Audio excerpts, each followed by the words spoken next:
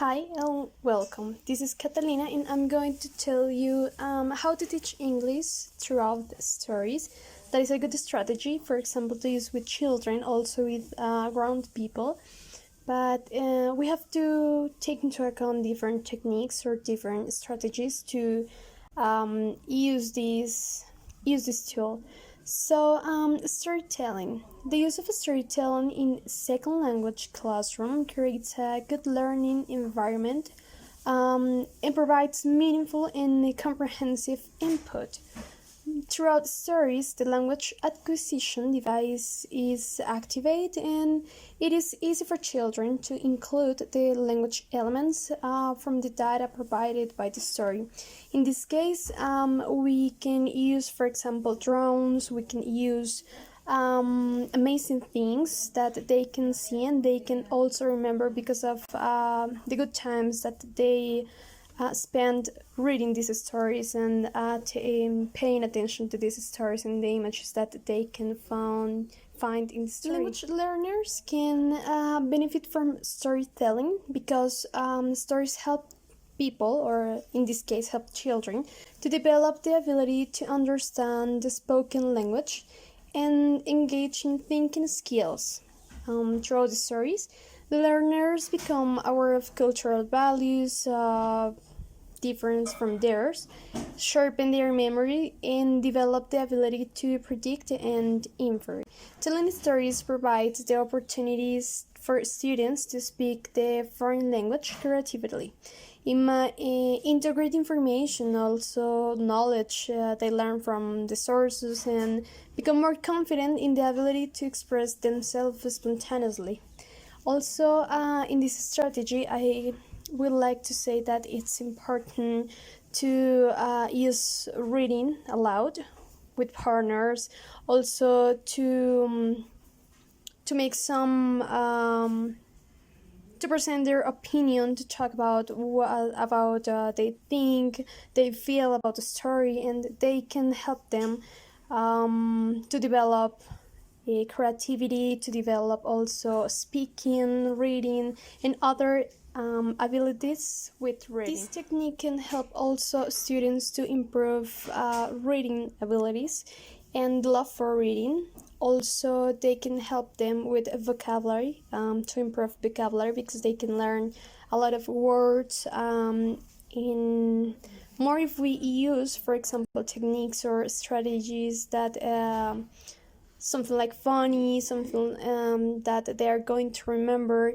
So in this case, we as a teacher, we have to be so creative. We have to use a lot of images, a lot of pictures, videos that can help us to make them to understand what they are seeing, what they're reading, what they're watching, and what they're learning. I think it's better for children, but we can use this technique, for example, for teenagers or adult people, using books, interesting books, something like Edgar Allan Poe, and different stories that help people to love reading, the ability of reading, but also to love the language that they're learning. So in this case, we have to start with an easy book, with easy vocabulary, with something like a present, past, or a future sample that help them to understand the story, and we can increase or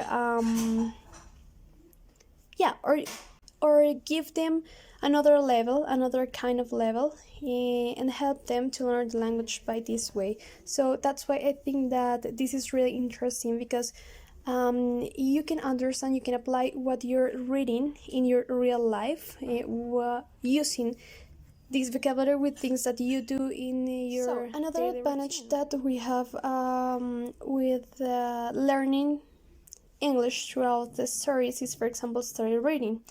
Reading stories aloud allows children to make connections between oral language and the print that present that oral language. Also, while reading aloud, the teacher should point to the word or a line to emphasize those connections. In this case, the purpose of reading stories is to give students' oral language input and a bridge to literacy in the new language or in the second language. In this case, it will be, for example, if you're learning English, French, or another language. For reading stories in the early language stage, the teacher should first do a lot of pre-reading works, which prepares the learner to be able to understand the story. In this pre-reading, because it's reading the ability that we are working here, work is focused on building a vocabulary through different kinds of activities, for example, games, puzzles, matching activities or songs, and other sorts of activities that help students to become familiar with the new language. And after reading the story aloud, the learner can be involved in a variety of post-reading tasks and language activities that can make the story more comprehensible and move them from receptive skills like listening and reading and to productive skills, for example, speaking. And when we talk about big books become a very engaging tool for reading aloud. They are made up of great illustrations that help students make sense of the story as well as make predictions. To include short text with repeated patterns that allow students to internalize the new vocabulary and structures in an enjoyable and unconscious way. Well, it is known that children like listening to stories over and over again when they are funny, when they are amazing, when they are creative. And this repetition allows them to acquire certain language idioms and reinforce other unconsciously. Using stories allows teachers to introduce new vocabulary by exposing children to the language in different contexts. Also, it enriched their thinking skills and introducing them to productive skills. In order to explain this theory and to apply this theory to a class, at first I will do pre-reading and pre-listening, for example, giving to my students some activities, for example, to identify some images, to identify or to try to guess where is this book or what is this study about. And also I will give them some words that appear in the story in order to help them with some vocabulary, and also with synonyms that help them to identify the words that maybe they don't know. Also, we're going to continue with listening and reading, and students have to listen on audiobook while they are reading the story, and they're watching some images. Also, they are learning pronunciation, they are learning vocabulary. We're going to stop in that part that they need to listen again or to understand again, or if they have any doubt about some vocabulary, something like that.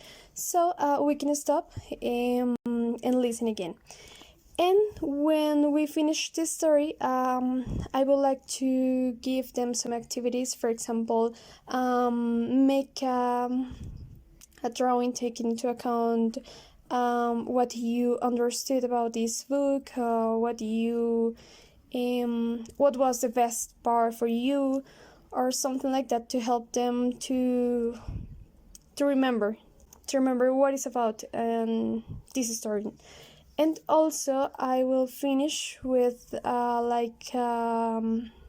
help them, or I will try to improve writing skill. For example, they have to try to create a new story taking into account that one that they just read.